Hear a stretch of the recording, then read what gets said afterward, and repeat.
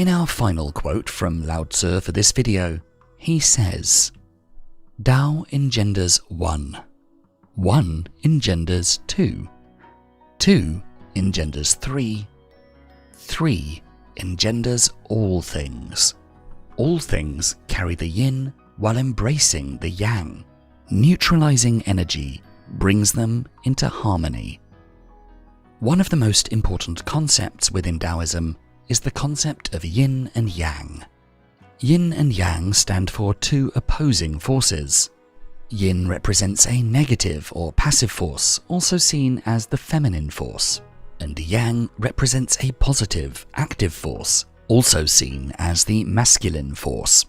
The symbol of yin and yang represents yin as a dark or black droplet and yang as a white droplet.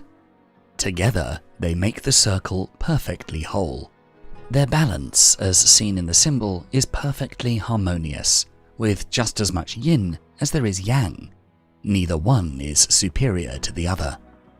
These forces can be found everywhere and in everything, as everything in nature tends to be a bit of both in order to thrive. Think of day and night, wet and dry, cold and warm, dead and alive, etc.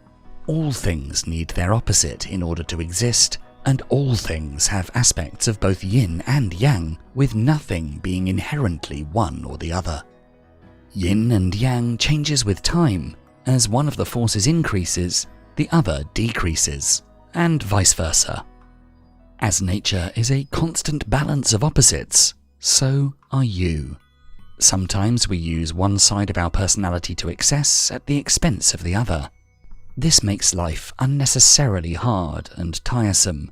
The easiest lives consist of balance and harmony. We are used to perceiving opposites as one being good and the other being bad, such as preferring light over dark or active over passive. As a result of this view, we tend to try to lean towards one side, completely dismissing the other. Someone who is very passive and never dares to act may get stuck in unfavorable situations, while someone who's very active may rush into equally unfavorable situations. Both need to lean into their opposite side more in order to reach a harmonious balance. We have to realize that neither force of an opposition is inherently worse than the other, and we need to learn to embrace both.